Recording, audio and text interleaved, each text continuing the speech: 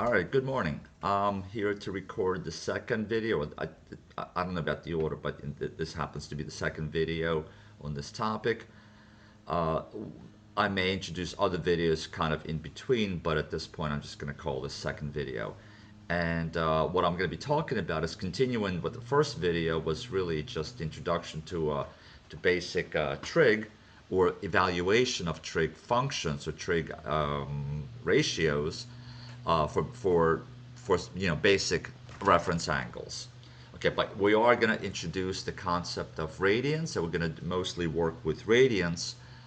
Probably after this lesson, it's mostly going to be about radians, although degrees are really not that far behind. Anyway, so before I actually start getting into the trig functions in radians, let's actually talk about what a radian is. You may not be familiar with it. For the most part, people are not familiar with it because all their lives we were kind of brought up with measuring angles in terms of degrees. On a daily basis, we say things like make a 90-degree turn or something like that, or when it comes to, like, as an example, basketball, you have a dunk that a person can kind of rotate around as they're dunking, and we call it a 360 dunk or two, or one, not 180. Yeah, I guess it could be 180. Those are in terms of degrees, how much the person rotated through as they were dunking or as they were turning or whatever. Okay. All right, so now we're talking about what a radian is. Radian is an invented unit of measuring an angle, just like degree is. In fact, degree, what is a degree? Well, we have 360 degrees in a circle. What that means was originally we basically took a circle and subdivided it into like really, really tiny slivers. In fact, I can't even draw them that small because there has to be 360 of these slivers through here. So each sliver is a really, really, really, very, very small opening right here. Okay, I'm gonna erase that because that's just extraneous. All right, but a radian is a much bigger measurement, and in some cases it's actually a little more, makes more sense because 360 was arbitrary. Like somebody just came up with 360. Well, there's a couple of reasons why. Anyway, so what is a radian? Well, I'm gonna start.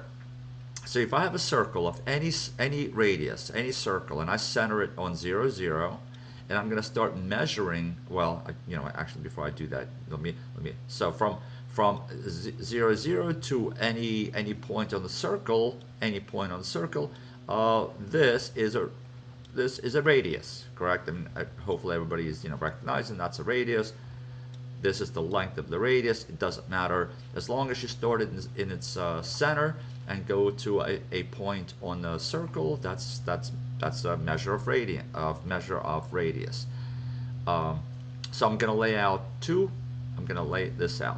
So we start here. This is a radius right here. The initial. Okay, and let's lay out so this is radius. No matter what it is, radius. It doesn't matter. 5, 10, it doesn't matter. Radius. And we're going to measure out the very same length, except for now we're going to start here, and we're going to lay this radius out on the circle itself. So we have to like curve it along the perimeter, which is a circumference of a circle. So and I'm obviously what I'm doing is kind of freehand here. I don't know if this is exactly precise or not, but it's close enough. This would be my radius, but instead of a straight line laying out, I'm laying this out on the perimeter, on the circumference of the circle. And no matter what the radius was, this is my radius. No matter what the radius was, it's gonna, if we connect this point and the origin and center, it's going to create the same angle no matter what the radius was of the circle. Whether it's a small circle, a large circle, this angle right here will be exactly the same. So I'm going to call this theta. So the theta is, by definition, this is what we say radian is. This I just laid out 1 radian. I'm going to abbreviate it with a rad, but technically there should be no abbreviation at all. So literally it's just a number. But it is 1 radian. And Yeah, I mean so no matter what how big or small a circle is. In fact, what I'll demonstrate right now is I'm gonna you know kind of grab this, gonna group it, and I'm going to make the size smaller or bigger. Notice the radius is going to get either smaller or bigger, but the angle itself, theta, will stay the same. So I'm making this smaller, so that means my original circle must have been very small, or I'm making this much larger, which that means the radius is getting large, but yet the this angle stays the same because that's the definition, or that's how it works out to be. The radian measurement stays the same. Okay, so let me undo that, and okay, and I can erase this next time. All right, so now that we know what a radian is, actually, let me still keep it together. Let's make some sense of connecting, degrees to radians. How many degrees are there in one radian, and vice versa? So if I were to measure, if I were to continue doing this or laying this out, this radius along the perimeter, so let me go another kind of like this. Here's another ray, and again, I'm not being super precise. I'm just doing freehand. So that looks about right. And one more, so we'll do a I don't know, this color, kind of like this, okay, a little more, maybe like this, and it is kind of like that. So right there, I laid out, three radius. Here's a radius. That's r, not square root. And notice I didn't quite reach half a circle. Just I'm a little bit short, and that is on purpose. I mean, I know that for a fact. Okay. So if I were to keep laying this out, right, how do I convert what a circle is 360 degrees? How do I convert that to radians? Well, it's, without going through this in too much detail, just going to put this out there. It is 2 pi radians. So 360 degree, one full circle, one full revolution is 2 pi radians.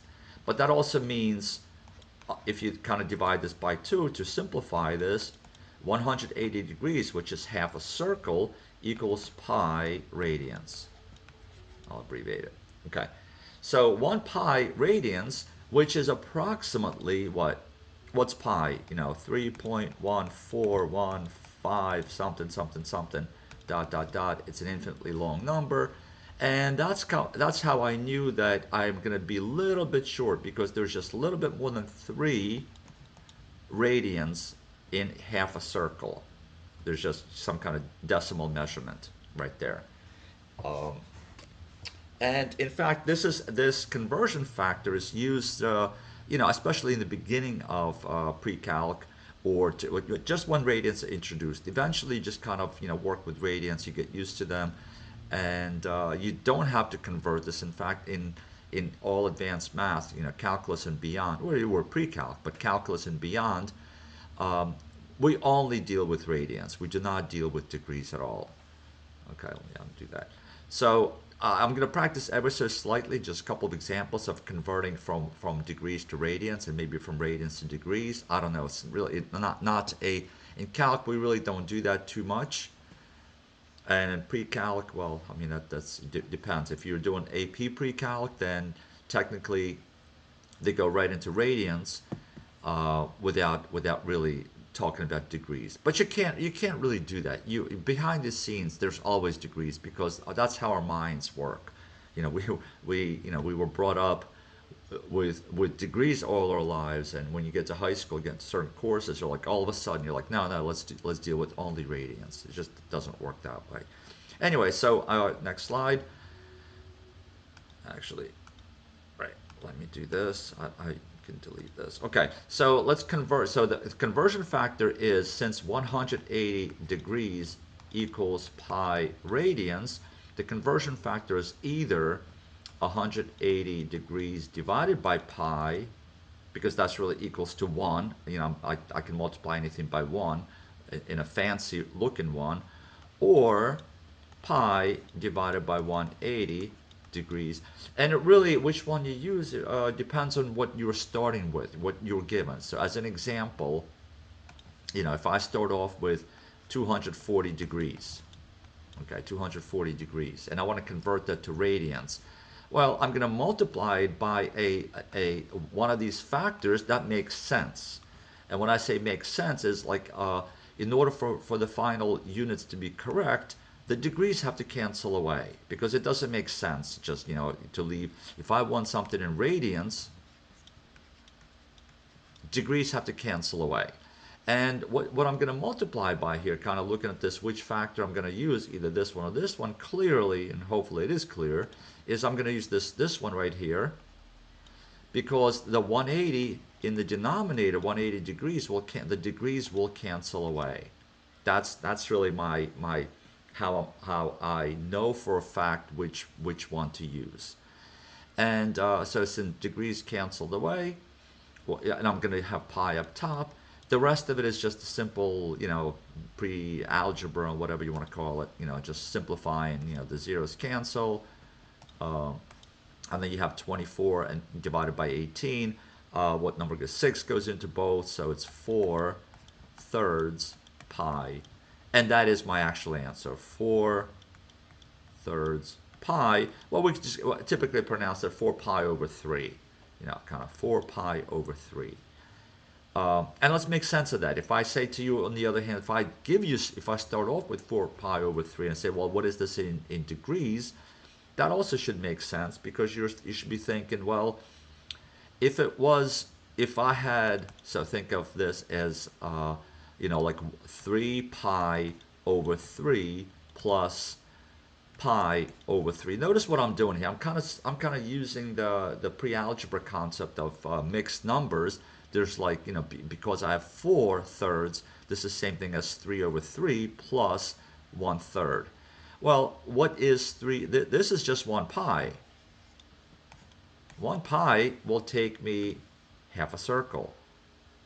And then how much further do I have to go? Well, I have to go pi over 3, which just this part is 60 degrees. So it's 180 plus 60 will take me to 240. That's what I started with, 240. So again, I'm not going to spend any much more time than this on conversion from one to the other one. After a while, it becomes it's kind of intuitive. It becomes a routine thing. The only thing I will say is the following. So there are some reference angles you just got to recognize, and I'll put them out there. So what are important important angles? 0. Well, that 0 is really simple, because in degrees. Sorry, let me undo that last one.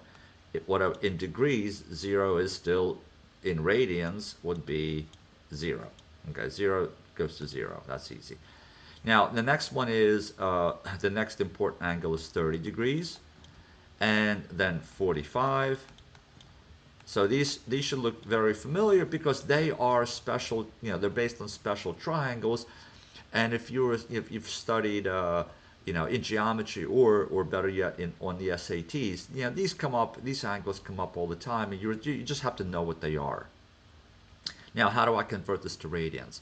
Well, 30 degrees, you could think of 30 degrees multiplied by 180 here, and this is pi, so that 180 and partially cancel away. There are 6 30s in 180. So this is really pi over 6. Now, eventually just memorize this. I do not go through this each time. Absolutely do not. I just know it. In fact, I'm going to do the other ones just by knowing it, and not even worried about, showing you steps of conversion.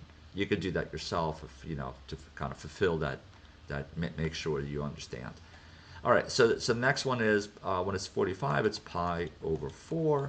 Next one is pi over 3. Next one is pi over 2. And that one should be very intuitive. If this is pi right here, that's full pi. But meanwhile, I have 90 degrees. That's half a circle. It's a quarter circle. Half of a half. So this is 90 degrees. which is the same thing as pi over 2. Okay. And lastly, if I do, very often I do put 180 there for a particular reason, but that's just pi. Okay. But these are the ones you must know off the top of your head, just like this. Okay. Anything in between, no, like you don't have to worry about. It's either going to be a calculator, as an example. If they say what is 50 degrees, what is that in terms of radians? Or later on they say sine of 50. What is that, in radians? I don't know. I mean, I could leave it as a fraction, but I really don't know it off the top of my head. I could manipulate. And sometimes, I think I'll stop it there. There's no need for memorizing or anything beyond what you're responsible for, which is this. Okay. All right, so now we're going to jump into the actual trigonometry. Well, I guess this is still trig, but we're going to jump into something a little more meaningful. Okay, this is how stuff is going to come up, whether it's on on homeworks or tests. So you have a cosine, you have some kind of trig function, and right now this video is only going to be concerned about sine, cosine, and tangent.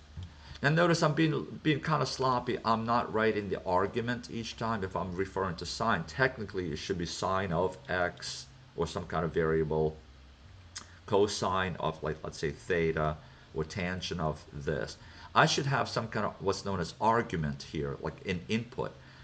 Being sloppy, sometimes I just write the word sine. If I know that I'm going to be dealing with a variable x throughout the whole problem, I don't need to write sine of x each time, even though technically, absolutely. If this was an AP test, as an example, and this is a free response, in order to get the full credit, you definitely want to have this variable here, not just the word sine. But if I'm doing a quick demonstration, or like if this is a multiple choice type of question where I'm doing the work myself, not really for show. Just for a slop, just for quickness, I may just write sine like this: sine, cosine, and tangent without the argument. Technically, it's not correct. Anyway, so let's actually do this. In some ways, it's easier to deal with radians. And here's what I immediately don't want you to develop in a bad habit. I do not want you to convert this to degrees, spend time to convert this in degrees, graphing it in degrees, and then doing the trigonometry in degrees, and then converting it back to radians or whatever, or the final answer. I don't want you doing that. Because every time you do an unnecessary conversion or an unnecessary step, there's a possibility of making a mistake or a typo. So it's not a good idea to do that. The way to think of radians is in terms of mixed numbers, and in terms of like over or under by a certain amount. And what I mean by that is the following. So my denominator is the key to this, right? My denominator, in this case, it's 3. I'm going to count in thirds, okay? So I'm going to count in, so what does that mean? I'm going to count third. Well, my starting position is always positive x-axis. So first and foremost, I want to figure out, well, where's this angle fall? Two things I need. So first thing I need is, which quadrant, quadrant question mark, and second is, and it doesn't really matter what's first or second order, but but you need 2 pieces of information, and then the third one over here, I guess third piece. So second piece of information is, what's the reference angle? Those are really 2 key questions, and they're pretty quick to get. The third question is, well, what is going to be the sine or cosine or whatever the function you're doing, cosine of that reference angle? And that's just by my memory from a table. And the fourth step is really putting it together, right? And you'll see in a second what I mean by putting it together. Okay, let's figure out how to count radians degree. I'm sorry, how to count angles in terms of radians. So the way I'm going to think this is 1/3. I'm going to count this in thirds. So if I had 3 pi over 3, that would be a whole pi, wouldn't it? 3 over 3, that's just 1 pi. It would have taken me over here. It would have taken me to one, half a circle, but I don't have that. What am I short by? I only have 2/3 pi, not 3/3. So I'm going to erase. I'm going to basically say, well, I'm short. I don't have enough to reach there. By how much? And it is, what I don't have enough of is pi over 3. Notice how this 1/3, the denominator, will actually give me a huge clue as to what my reference angle will be at the end. It will be in terms of, in this case, in terms of something over 3. And it can only, okay. So in this case, what is my reference angle? Is pi over 3. And if you kind of look at it without, you could pause this video and just kind of look back to this and like, oh, that should be obvious because you're pi over 3 short from full pi. Because full pi, you could think of 3 over 3 kind of like this. That's 1 pi. But this initial denominator is going to give me a clue how to count, in what fractions to count. Okay, so that's the first. So right there, I got 2 pieces of information from here, from this picture. I got, which quadrant? Well, I'm in quadrant 2. Okay, that helps. And what's my reference angle? Well, it is pi over 3.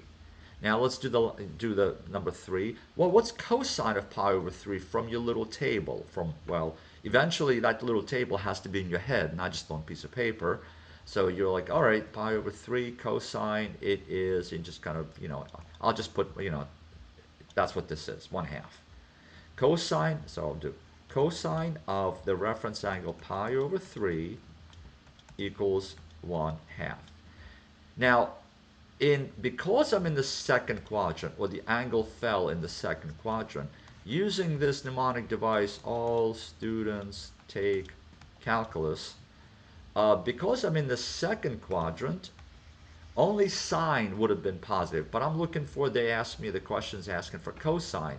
So I know my final answer will be a negative value, negative. So my final answer, put this all together, will be, well, I'll do it over here. Actually, I'll do it over here. So that will be, well, it's 1/2 from here, but because I'm in the second quadrant, it is a negative 1/2. There's my answer. So the explanation and all of these things always takes much longer than the actual example. Like I could have done this probably in 20 seconds or less. And I don't want to say I memorized this. I really don't memorize, what cosine of this angle, is. But by placing the angle within a couple of seconds, just knowing where it falls and recognizing what my reference angle will be and knowing the table off the top of my head, putting it all together should take you, somewhere between maybe 10 to 20 seconds comfortably. It could be a little quicker, but, like that's not, it's better to get it correct than try to impress somebody with like, well, I know this answer in 5 seconds, Anyway, so we'll do several more practice problems for you to feel more comfortable and see how I approach these type of problems. Okay, so clear this out. So next one. Okay, so remember you are responsible for anything that has so like pi over 6, pi over 4, pi over 3, pi over 2. Or whole pies, like as an example, 7 pi. Oh, I know I can get this. I know what 7 pi is. Simply that's just rotation. 1 pi, 2 pi, 3 pi, 4 pi, 5 pi, 6 pi, 7 pi. Boom, there it is. I don't even care what the actual, like I never convert this to like, 7 times 180 to get me degrees. I don't care about the degree measurement, but I do care about, well, what's the reference angle? Oh, it's 0. There. Okay. There. I just basically solved whatever they're asking me, whether it's sine, cosine, or tangent. I just know which quadrant it falls in, and so on. So let me undo this. Okay. So let's those are the ones you're responsible for. So the first thing I look, if I have this, like what is this right here? Okay, let's count in sixes. When I say sixes, I mean sixth. Okay, it's just kind of hard to pronounce it. So let me clear this out. So I'm gonna start counting, and you can put this in terms of a mixed number if you wish. That's another way of doing it. Well, mixed number of 6 goes into 25 4 times, which plus what? Plus 1/6, right?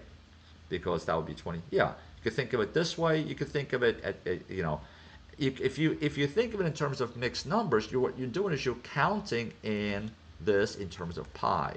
Okay, so here's how to count that. So here's 1 full pi, 2 pi, 3 pi, 4 pi, and then 1/6 pi will take me to, well, 1/6 pi is it's 30 degrees, but so it'll take me to here. So my angle, here's my terminal side.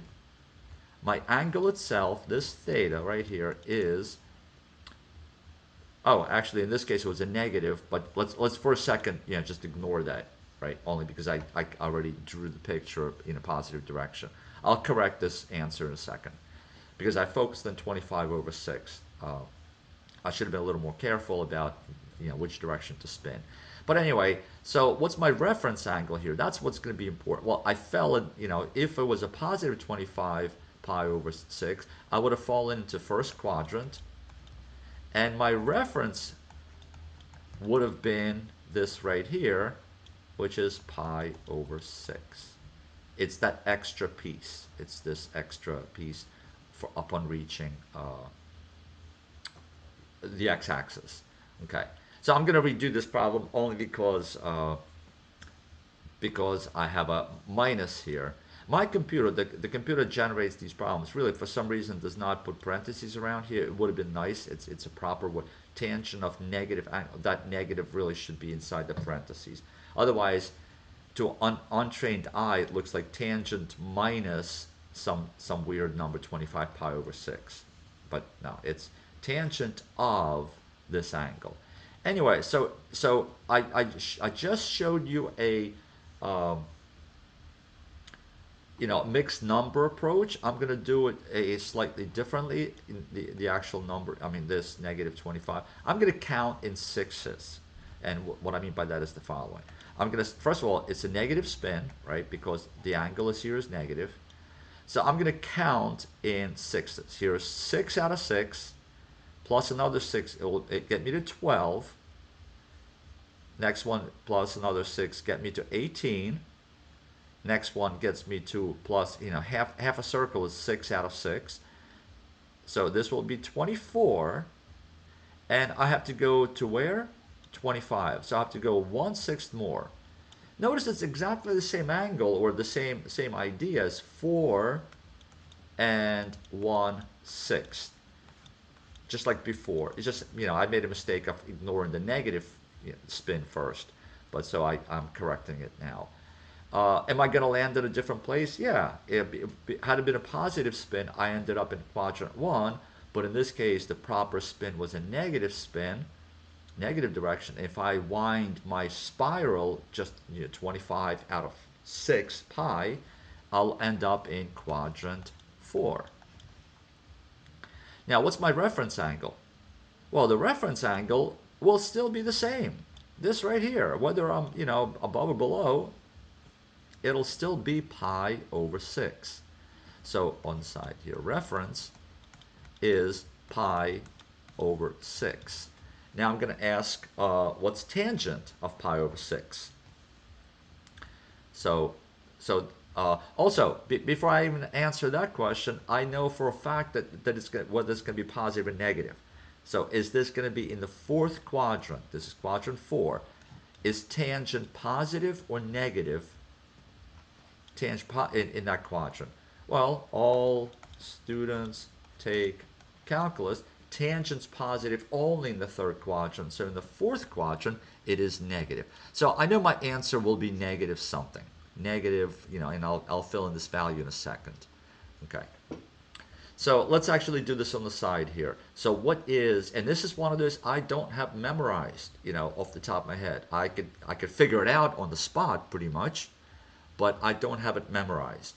So remember what tangent is: sine divided by cosine. So if I'm referring to pi over 6, you could think, well, what's sine of pi over 6? Well, that's just 1/2. What's cosine of that? Well, that's this divided by this. You just know these values. And when you simplify this, the 2's cancel, and this is 1 over root 3.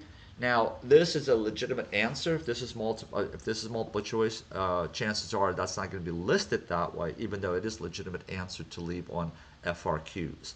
But quite often, this answer is listed as, if you rationalize the numerator and denominator, and I'm not going to go through that skill right now.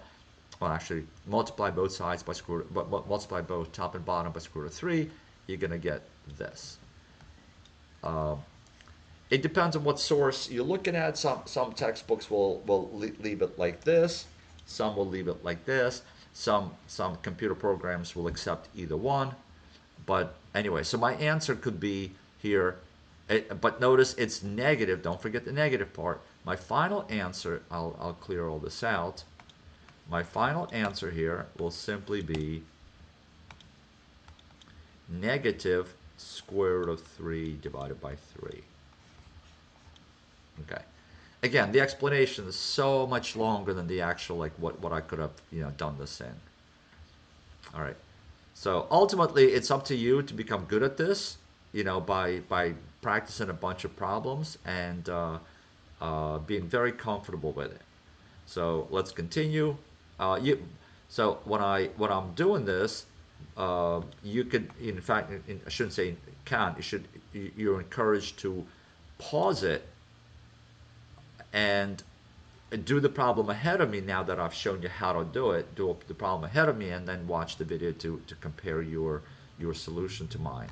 Anyway, so I'm going to continue. So tangent of look at like negative spin. So I have to be careful about the negative, not make that mistake. So I'll do it on the side here. Now I'm going to count in halves, half a pi. So that means I have 9 half pies. Right? 9 half pies. So I'm going to count in negative spin. So here is 1/2, 2, 3, 4, 5, 6, 7, 8, 9. So this spin, this negative 9 pi over 2, I don't even care what the angle is. I just know where it takes me. Now, it took me to the y-axis. So let's be careful about that. On the y-axis, what is my reference angle on the y? Well, reference angle, so this reference angle is the distance in terms of degrees or radians in this case, to the nearest x-axis. But if I'm over here, what's my nearest x-axis? Well, how far do I have to go? Well, I could go to either here or here. It doesn't matter because I'm literally right down the middle. And there's a name for that. It doesn't really fall into a particular quartile. Sorry, it does not particular quadrant. It's an intra-quadrant. It's in between quadrants. Is it inter or intra? I forget. But anyway, so the reference angle here is 90 degrees because that's the distance to here or to here. Either one, because it's the same one, 90. So at this point, well, give me a second, because I was going to say which, in this quadrant is tangent positive and negative, and we'll see in a second that's not gonna make a difference that it's in between here. Actually, I see my answer. Yeah. Okay. Let's just go through this. Go through this, because you might say, well, is it going to be positive and negative? You'll see in a second. So what is my tangent, which is sine divided by cosine of 90 degrees? And frankly, I don't know why I wrote 90 degrees. I really should write pi over 2, right? That's my reference angle, because I'm dealing with radians. But inevitably, we do think of this. I still think of it, even though I'm very comfortable with this. I still think of this as 90 degrees. Okay.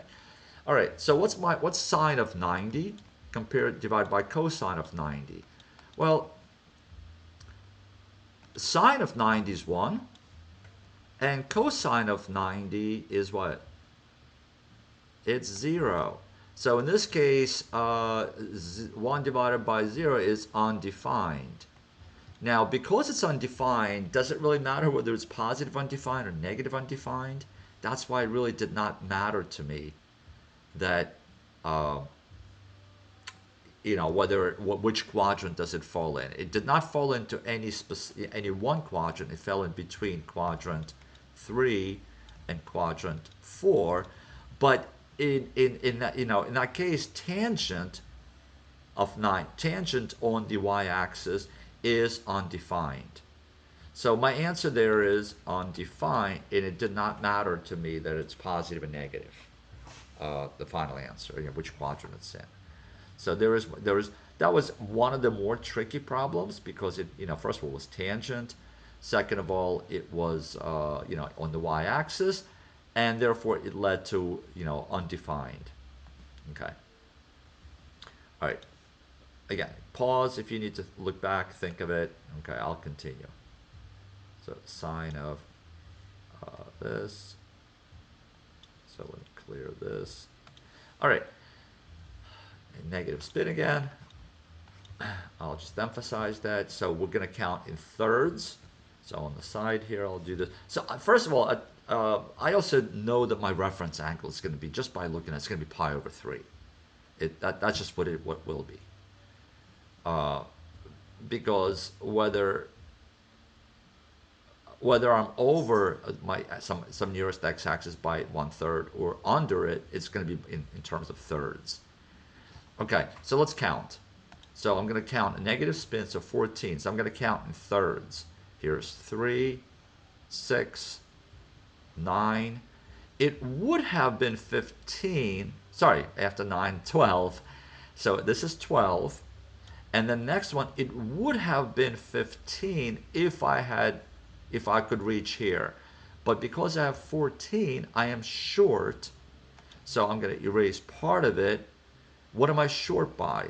Well, literally 1/3. I am short by 1/3. So I erased that, and so I'm down here. This is pi over 3. Now my picture may not, it looks like almost like a 45. It doesn't matter what the picture, whether it's close enough, as long as you understand that's really pi over 3. So here's the takeaway from this picture. Well, it's quadrant 3 that I fell in, that the angle terminated in, and the reference is pi over 3. Notice it really doesn't matter whether you went over, like let's say the next one would be, like let's say if it was 16 over 3, 16 pi over 3. That would have still been the same reference angle because you would have reached 15 plus one more. You would have been the difference is you're in a different quadrant. But the reference angle would still be pi over 3. Okay, so my reference angle is pi over 3 in the third quadrant, and I'm being asked about the sign. Well, I know my answer will be negative because all students, take calculus. In the third quadrant, sine is negative. So I know it's going to be negative. Now, what's going to be the actual value? Well, because the reference angle is pi over 3, what is sine of that reference angle of pi over 3? And just from your memory or from the table, initially from the memory, it is square root of 3 divided by 2. So therefore, that goes in this box. So my final answer, so this is square root of 3 divided by 2. My final answer includes the minus sign in front.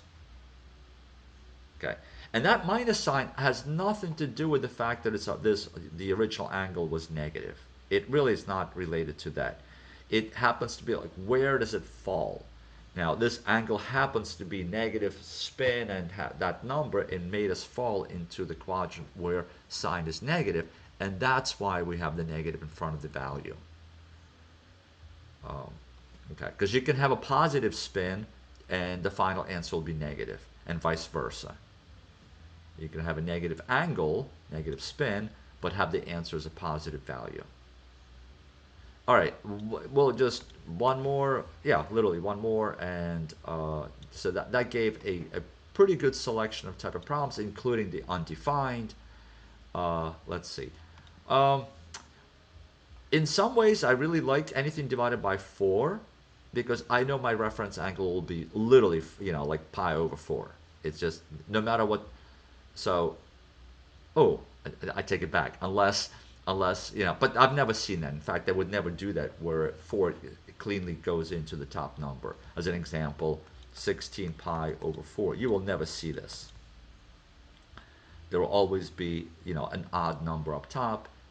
Because otherwise, if I had this would be simply 4 pi, and there's no need for a fraction. Anyway, so when I see this, I immediately know my reference angle is pi over 4. And because in this case, tangent of that, I know it's like a 45 degree, like, oh, that was a bad picture, 45 degrees, and that means this and this side are the same, and so forth, without going into, I know the tangent of 45 is 1. So I know my answer here will be 1. I just don't know whether it's positive and negative 1 because I don't know which quadrant this fell in. So let's do the quadrant. So we're going to count in quarters, fourths. So it's a positive spin. So here's 4, 8, 12, right? 12 after 8, yes, and 16. And then 1/4 more. So I mean, right there, so it's 45 degrees. So which quadrant? I mean, in fact, I don't even need to draw the actual angle. Like this is the angle. This is 17 pi over 4. This spiral, what takes me around 2 full rotations plus a little bit plus a quarter more. The point here is I know my reference will be 45, so my answer is 1, and it happened to fall in the first quadrant, Q1, where everybody's positive. Therefore, I know my answer is positive 1. Whether you did 100 spins around and land in a particular quadrant, or you went right to that, as an example of pi, if I went right to here, what is tangent of pi over 4 versus tangent of 17 pi over 4? Well, they're the same. They're exactly the same. They're exactly 1. And the reason for that, I mean, so from deeper pre-calc, is these angles. I'm sorry, these trig functions are cyclical. They repeat themselves after a period. Because when you were spinning around, you're coming back to the same location, and you can come back to infinitely many, technically same location. Just it will have a different name to it. The angle will be called by different number because you're making 360 more degrees or 2 pi revolution. However, where the actual terminal side will be the same. So okay. All right, I think that's I'm gonna call it. Let me see if there's anything else. No, that was it. So after this, you really should just practice this, whether you practice the same problems or a set of problems that I'm supplying as a PDF. Yeah. So just to emphasize, by memory, you're anything with 3, 6, 2, or 1. Sorry, or 4, or literally 1. Like you're expected to know, like here, cosine of 17 pi. I don't know. That's stupid, right? That's 17. But you just need to know where you're gonna land. So even without counting, I could do this because I could say if this is 0, this is 1, 2, 3. So it feels like any odd multiple of pi will land on the negative x-axis. So 17 will be just a bunch of 17 half rotations, but it's going to land here. So my reference angle will be 0. And in this case, you know, in this case, cosine of 0 is 1. I wrote, yeah, cosine of 0 equals 1. But the problem is, which quadrant did it land in? Well, cosine is positive here and here, and must be, it's negative here and here. So that means it's all negative here, right? No, it was negative and became negative, so it must have gone negative. So the answer there is cosine of this would be -1. Okay. This is like, it's as if it was cosine of 180 degrees, which is just pi, which is -1. And that's why on the table I kind of insist, and I put this on there because students kind of struggle with that -1. They just think that, oh, cosine is you know, the reference angle is 0, therefore it's 1. But yeah, but in that territory, in those quadrants, even though it's between quadrants, but it's between negative and negative, therefore it must be negative itself. So cosine there is -1.